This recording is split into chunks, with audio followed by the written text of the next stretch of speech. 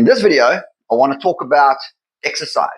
Whatever exercise it is that you're doing, whether it's cardio or a good HIIT session, weightlifting, pumping iron, whatever it might be, there's always something you've got to do before, during, and after. So I'm going to go for a ride now. I'm probably going to ride about 40 miles. And it's not just about riding. It's about riding 40 miles. It's about riding 40 miles at a certain heart rate. It's about riding 40 miles with a certain amount of elevation. In other words, the amount of meters that you gain on your ride. So in this ride of 40 miles, I'd probably gain about 3,000 to 4,000 foot in climbing. So that's about, I don't know, maybe that's a bit much. No, it's about 3,000 foot that I'd be riding uphill. So that's about 1,200 meters in climbing, which is quite hard. So in other words, this is going to be a hard ride. It's very hot outside here in the Southern Hemisphere. It's summer at the moment. I live in an area which is very similar to Florida in the US. So it's hot, humid. Yesterday when I rode, my temperature on my bike computer, on my Garmin, went up to 37.5 degrees Celsius, which is like 110 degrees Fahrenheit. It's like extremely hot here. So here's the deal. Electrolytes are the major thing here. So in my bottle, this is going to be my riding bottle. I've got 750 milliliters of water, and it's got electrolytes in it. So it's got about 400 milligrams of magnesium. It's got about 1,000 milligrams or 900 milligrams of calcium. I've got about 750 milligrams, even more than that, about 1,500 milligrams of potassium and 1,500 milligrams of sodium chloride, in other words, pink Himalayan salt.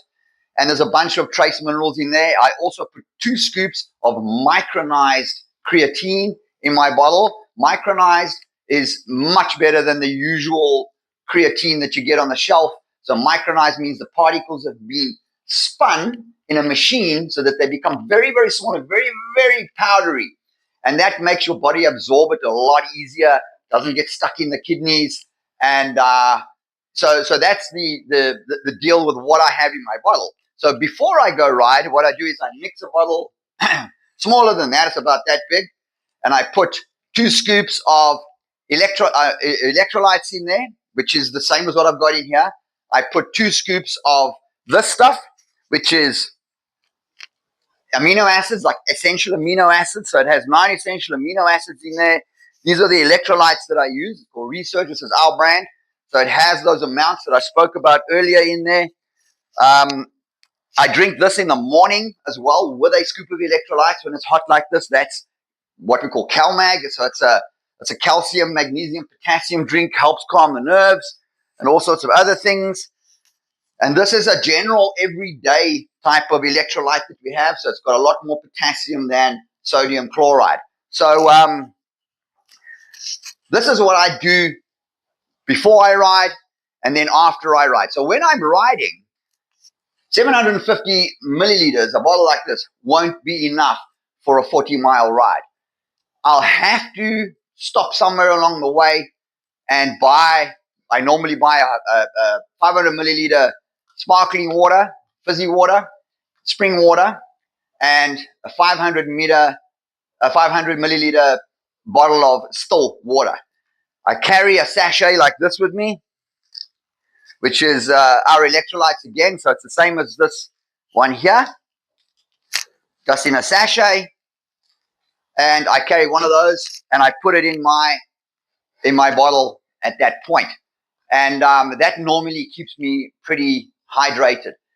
When it's very sunny, today's a bit overcast, still very humid. We've got like 80 to 90% humidity here today. I normally wear a cycling cap backwards so it covers my neck. I find that makes a massive difference when it comes to like being able to handle the heat, because I've noticed as I've gotten older, like I'm 58 now, as I've gotten older, it's become harder and harder for me to tolerate the heat. Probably got something to do with my thyroid that's very fast. I'm always trying to keep my thyroid from being so fast. I get a bit of a hyperthyroid because I exercise so much. My metabolism has always been very fast. as I've grown up. So I try to make sure that I also keep a lot of energy in my body. So I run off fat, obviously. I don't run on carbohydrates at all. So I go out on a ride and fasted. I don't eat. I haven't eaten breakfast. I ate dinner last night. That was the last time I ate. So I'm going to go do 40 miles now, fasted. I'll probably eat lunch when I get back. But before I go, I also take a good 2 tablespoons of MCT oil, medium chain triglycerides. So that means that medium chain triglycerides, the fat particles in there are the correct size for them to bypass your liver. So your liver doesn't have to do any processing of the fats that you're eating, and the gallbladder and the bile doesn't have to do any processing of the fats that you're eating. It goes in at exactly the right size so that it can be absorbed through the intestinal walls in the small intestine and absorbed as energy, and it turns straight to ketones. So it's wonderful stuff, and that gives me rocket fuel. For me, I always call it my rocket fuel. I carry it in a little amber glass bottle in my pocket, and I take it out, screw it open, drink it down while I'm riding. So these are all the things that I do in order to be able to exercise. I've been exercising all my life. It's something that I know instinctively. Ever since I was like a 4-year-old kid, I used to go running with my dad, obviously a lot slower than he would want to. But I used to run with my dad, and I ran competitively all the way through school. I even won the national championships on multiple occasions in different events, from the 800 meters through to cross country. And then I took up cycling later on in life, and I've been cycling for about 30 years now. I'm a competitive cyclist. I wouldn't say I'm the best, but I can hold my own. So I'm very much into knowing what it takes to be able to run this body properly, but also be healthy. So, like, for instance, with cycling, you become very, very, your bones become very brittle because there's no impact in cycling. So I like to go and do some impact type of stuff, like rebounding or something, or go for a brisk walk. But I also do things like pull-ups and push-ups and planking and those kinds of things. So I don't always only cycle, because that's not good for one. You'll find that guys who only cycle, their testosterone plummets and they become very skinny and bony. So I like to keep a little bit of muscle on my body because that's an indicator of good health. And I also like to make sure that my bones are nice and dense. So I hope you like the video, and I hope it gives you a bit of an idea of what you should be doing as you get older in exercise. Just one point on doing more kind of HIIT, high intensity interval training. You've got to know that in order to build muscle, you've got to supplement with something. It's like you're not going to get everything from your food. Your food is a very, very bland these days. It doesn't have the nutrients that you want and that you need. So you need to supplement with various things like the electrolytes and so on. And I do that, and I also use creatine, especially good for cognitive ability, muscle building, and especially good for if you're an older woman and gone into menopause or gone through menopause. Creatine is something you want to do because your body is going to start draining protein out of your muscles and turning it into glucose. And that's why you'll find menopausal women tend to put on weight around their waist, and they lose that hourglass figure when they go through menopause.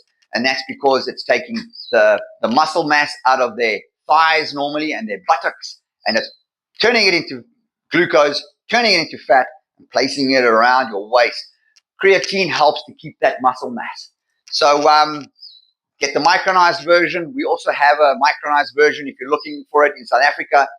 And that's pretty much it for if you are aging, or even if you're younger. If you're younger and you're exercising, don't pile the carbohydrates in. You're going to ruin your body for later life. Don't do that.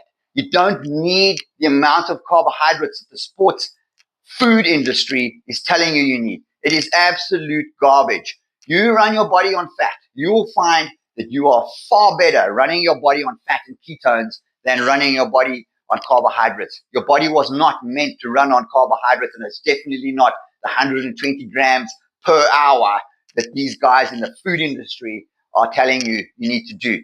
All right, cool. I hope you got something out of this video, and I'll see you in the next one.